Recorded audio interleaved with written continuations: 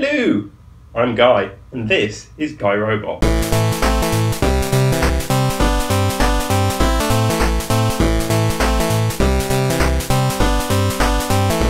Hello, so carrying on from my new series looking at different scientific papers related to robotics. This week I've been set the task of looking at papers from the International Conference of Robotics and Automation, ICRA, which is one of the largest robotic scientific conferences in the world, with some of the best written submitted papers, apparently. And out of 960 odd papers, I could have chosen any of them that I wanted to review. And I decided I was going to look for the word emotion, because robots with emotion, that's kind of what I'm interested in. And that narrowed it down somewhat to one paper. So I decided I was going to look at an emotion recognition comparative study of autism and typically developed children using the Zeno robot. Assume it's Zeno? Z-E-N-O? Zeno? We'll see. And that's what I read this week. So I'm going to run through kind of what was in that paper, what my thoughts of it were, and a little bit about how it's going to inspire me to be doing later on. So this paper looked at children with autism, ASD, which is autism spectrum disorder, versus normal or typically developed TD children, and how they respond to recognizing emotions. Now, it set the premise out that most people within the kind of psychology field are under the impression that children on the autism spectrum are unable to recognize key emotions because they have problems relating to it. And although there has been some scientific evidence published that actually this isn't true, and although it's not a criteria to be unable to recognize emotions to be diagnosed on the autism spectrum, they hypothesized that publishing bias and generally people's preconceptions about what autism are mean that everyone assumes this to be the case, and they wanted to disprove this using robots, specifically SAR, which are socially assisted robots. Now, I've read quite a bit on socially assisted robots, and the general idea is robots that could be used in a kind of helping role in therapy of various kinds. And there have been a couple of other studies done around using robots with children with autism, because actually kids with autism respond really, really well to technology and robots in general. So this paper thought, okay, let's use this to try and find out further on how or whether or not there is a difference children on the autism spectrum recognize emotions versus typically developed children. Now, they used the Zeno R50 robot, which came out in 2012, but this was the first paper published actually detailing its use in a scientific experiment. The Zeno R50 is designed to be very expressive. It kind of looks a bit cartoony, a bit like it could be a Japanese anime star, but with a very expressive face. As well as the expressive face, it comes with movable eyes, much like mine, but mechanical, and HD cameras in each eye. There's a couple of microphones on it. There's a whole Linux onboard computer with Wi-Fi and Ethernet. So it's a fully fledged robot, but it's kind of child size. It's about 80 centimeters high. Is that child size? Not full child size, small child size. And it's capable of expressing emotions. So the general basis for the experiment to prove this point was that they were going to have 6 what they called basic core emotions and a neutral emotion model. For each of the emotions, they were going to have 3 degrees of intensity, 30, 60, and 100%, I believe. And they were going to have variants with both facial expressions and also with body gestures. The facial expressions they took from a list of what are called facial action units, or AUs, which are, I believe, although I still need to do some reading up on this, a standard set of this emotion comprised of X, Y, and Z facial components being moved. And they got human actors to actually model the body movements. The protocol for the experiment consisted of the child being introduced to the robot and having a choice whether they wanted to continue or not. Then the parent and a human operator for the robot being put in one room, the child and the robot being in another. And then there were 3 rounds of games that were played where the robot ramped up to showing an emotion, showed the emotion, went back to neutral, all of that in the course of 2 seconds, and a second of holding the emotion, half a second either side. And the child then had to pick a card saying what the emotion was. And these kids, average age I think was 9, it was like between 5 and 11, I think. And then there was a break between each of the 3 rounds of games, and at the very end, the robot was like, "Thanks for coming, would you like to dance with me?" And apparently 16 of the 22 participants did want to dance with the robot. Great.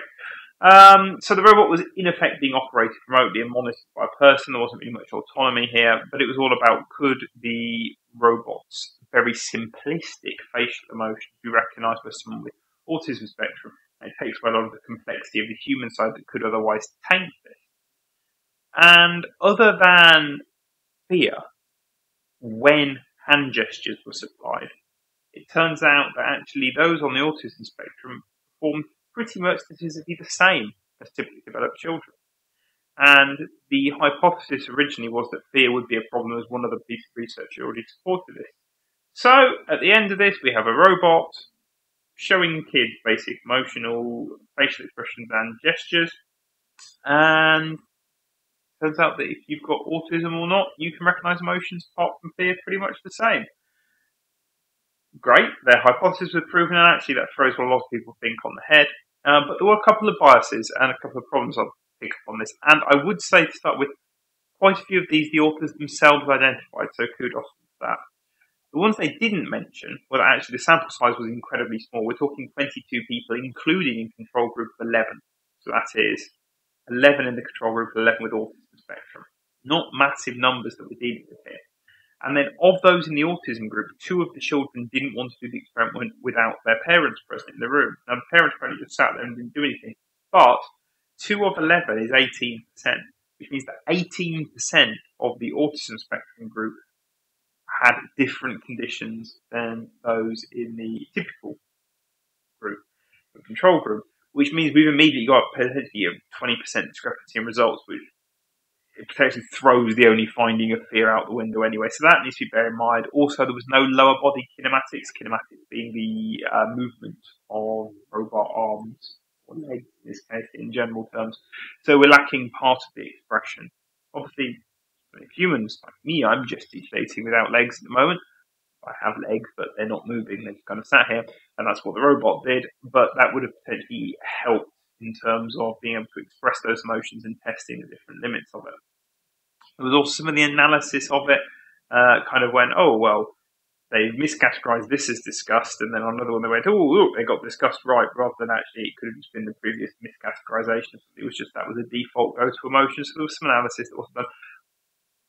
Also, the facial expressions lacked some of the possible AUs that were needed physically on the robot and had to be simulated in other ways, and there was some bias in terms of how the actors portrayed the emotions that can be modelled. All of that being said, actually, I don't think these are massive issues, and I still think it's really important that this shows that children on the autism spectrum can recognise almost all of the tested emotions, which are core emotions, the same as a typically developed child. And this helps to see that with robots, we can more accurately tune the level of emotional intensity we're showing, figure out and to help those that have problems recognising emotion and help train them in ways that we far more difficult with just pictures of actors in humans, where it's very difficult to have that level of manipulation and control over emotion.